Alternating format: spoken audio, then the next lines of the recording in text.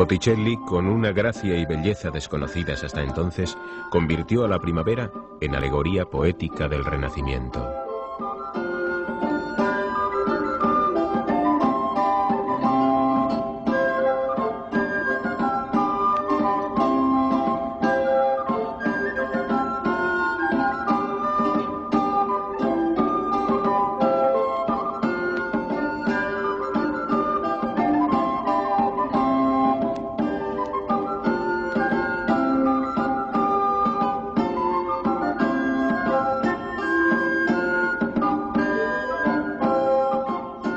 Los velos ondulantes, el movimiento gracioso de los cuerpos, las líneas fluctuantes de los pliegues, el paisaje mágico revelan un sentido extremadamente refinado de belleza.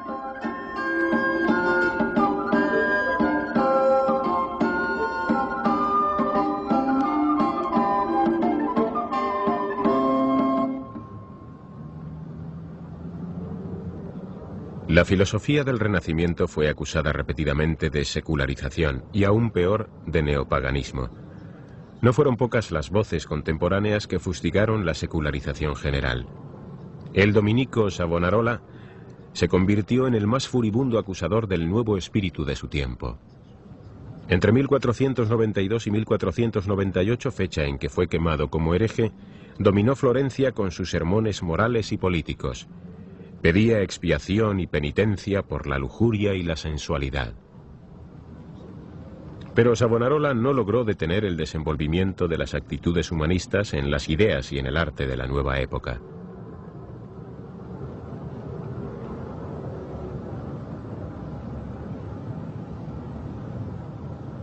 Esta estatua hizo época. Se trata del David en bronce de Donatello. Creada hacia 1430, fue la primera escultura desnuda a tamaño natural desde la antigüedad. Lo que la distingue de los desnudos medievales no es solo la sensualidad viva de sus miembros y de su piel, sino el redescubrimiento de las leyes naturales del movimiento. Donatello había descubierto el contrapunto de las figuras antiguas. Una pierna sostiene el cuerpo mientras la otra está libre y se dobla ligeramente a un lado. Cada parte del cuerpo está penetrada de este ritmo de soporte y flexibilidad. Aparece un nuevo lenguaje corporal de reposo y movimiento unidos. Es la expresión de la superación de la soledad y de la apertura al mundo. Es una búsqueda de pregunta y respuesta.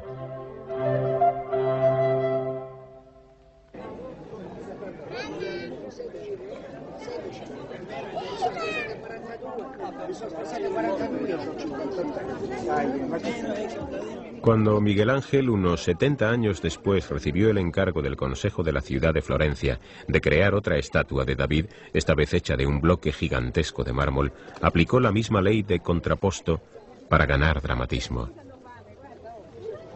Actualmente una copia del gigante está delante del Palazzo Vecchio.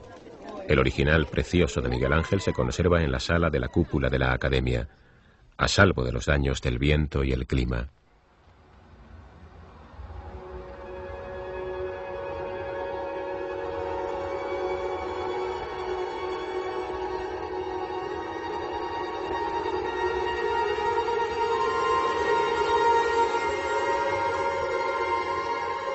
Su David no tiene la postura del vencedor sobre la cabeza del Goliat derrotado. Está esperando batalla y sus ojos buscan a su adversario. Cada músculo está tenso, en alerta, a la defensiva.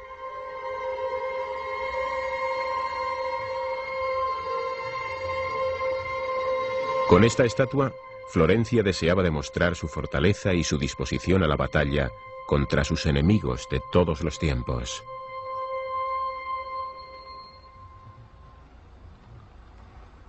Hacia 1475, el versátil Andrea Verrocchio, escultor del Coleoni en Venecia, recibió el encargo de pintar un cuadro sobre el bautismo de Cristo en el río Jordán. La estructura ósea y nervuda del modelado de las figuras masculinas revelan el realismo anatómico y precisión gráfica que enorgullecían a los artistas florentinos.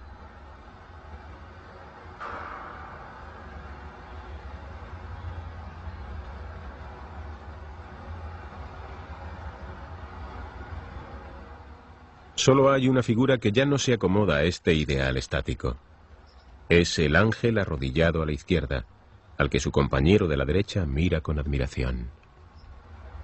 Y tiene toda la razón para admirarlo, porque este ángel ha sido creado no por Verrocchio, sino por la mano de un artista diferente, por su discípulo genial, Leonardo da Vinci. Hay una gracia maravillosa en la manera como vuelve su cabeza, en la delicadeza de su perfil, en el brillo dorado de su pelo. Este ángel realmente parece que viene de otro mundo. Se cuenta que al darse cuenta Verrocchio de que había sido superado por su aprendiz, ya no volvió a coger un pincel. La figura única de Leonardo personifica en su forma más pura al hombre del Renacimiento, un espíritu intelectual y cultural conocido como el hombre universal. Es el ideal de un hombre educado universalmente y dotado de un talento creativo en todas las artes y en un control perfecto de su propio cuerpo. Las pocas pinturas que comenzó y las todavía menos que terminó han sido conservadas en un estado ruinoso o falsificadas. Sin embargo, lo que permanece de su famosa Última Cena todavía sobrecoge. Leonardo abre la pared del refectorio. Una habitación profunda aparece delante de nosotros. El observador renacentista, sin embargo, estaba muchísimo más impresionado por la presentación de Leonardo de un clímax dramático que él puso en la narración bíblica.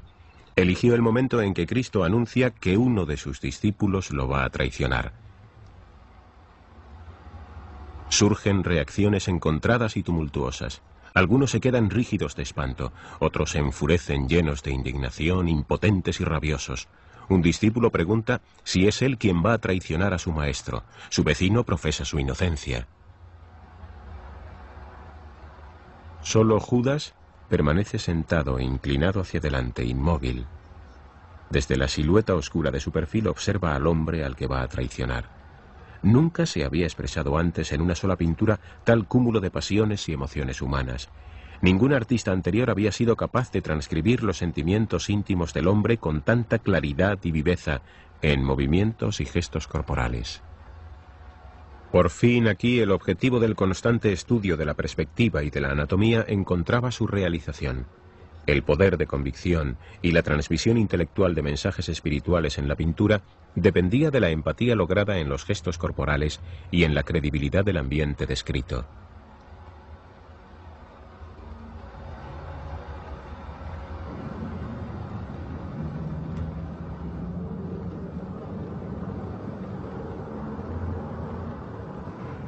En el siglo XV, la vieja tradición de las pinturas murales profanas revivió y contempló un nuevo amanecer. Andrea Mantegna iba a adornar con frescos las paredes de la llamada Cámara de los Esposos en Mantua. Era el salón de honor del Palacio del Duce, donde los nobles celebraban sus bodas. Los frescos tenían como tema la gloria alcanzada por el duque Gonzaga y su familia. El inmenso fresco muestra al duque rodeado por su familia y sus cortesanos. Observamos los rostros orgullosos y enfatuados de hombres ambiciosos. El pintor se había propuesto no ocultar nada, pintar a los personajes como eran en realidad, bellos o feos, lo más cercanos posible a su imagen real. Sin embargo, deseaba sobre todo modelarlos en una corporeidad tridimensional tal que el espectador sintiese la presencia viva de esos personajes. Técnicamente los frescos de Mantegna tienen una gran perfección. El observador es arrebatado por las características individuales de las figuras. Sin embargo, todavía no poseen esas figuras esa cualidad que los discípulos de Leonardo, a pesar del estado ruinoso de la pintura, han conservado hasta hoy. La vida íntima, la unidad misteriosa de cuerpo y alma que fue descubierta por el Alto Renacimiento.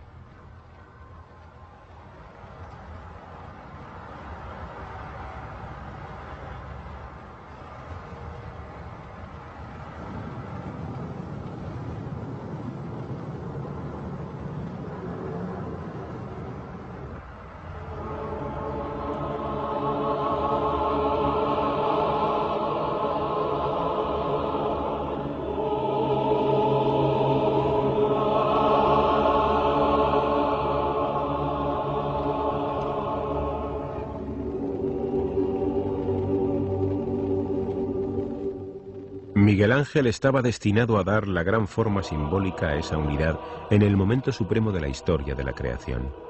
El rayo divino hace surgir de la nada la figura de Adán.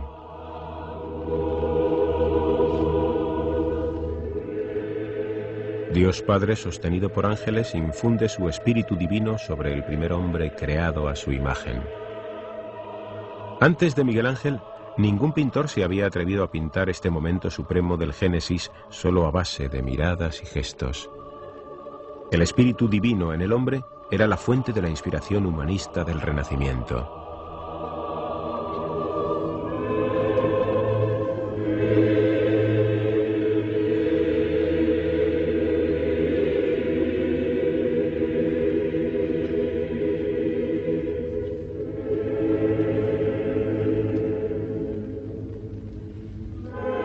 No olvidemos que este trabajo tan maravilloso fue realizado en medio de angustias y tormentos mentales. Nadie expresó esto con más intensidad que el mismo Miguel Ángel cuando dijo: «Mi única alegría es mi tristeza, mi único descanso, el duro trabajo».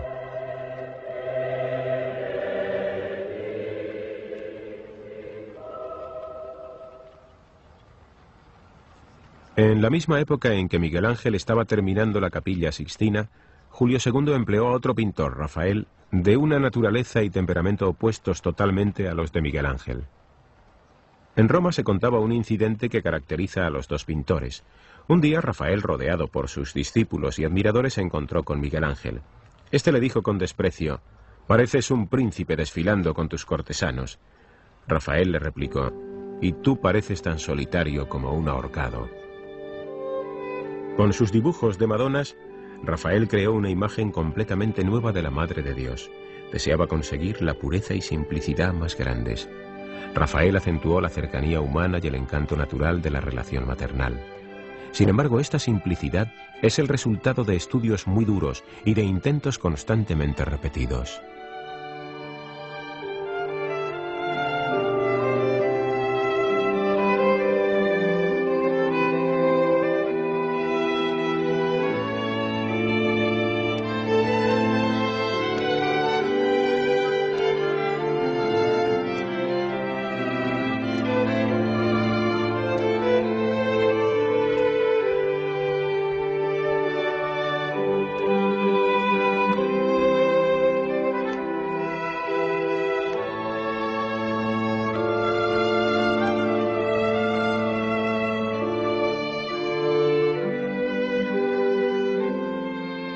Lo mismo que Miguel Ángel, Rafael era un artista con una capacidad increíble de trabajo. Pero al contrario que los trabajos artísticos de Miguel Ángel, las pinturas de Rafael producen la impresión al verlas de que han sido creadas sin esfuerzo.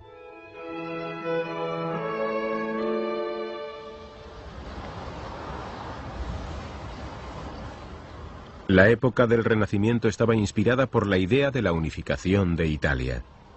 Los territorios de la nación habían estado divididos durante siglos por las rivalidades entre las ciudades-estado y los tiranos.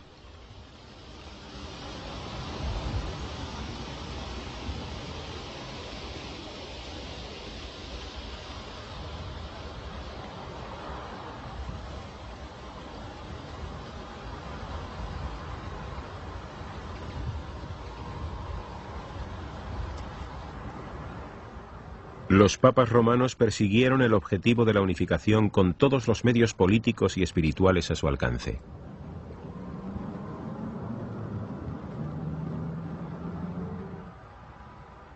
Julio II, un papa que era más soldado que sacerdote, desplegó todos sus esfuerzos militares en la extensión y defensa de los estados pontificios y logró hacer de Roma el centro artístico de Italia.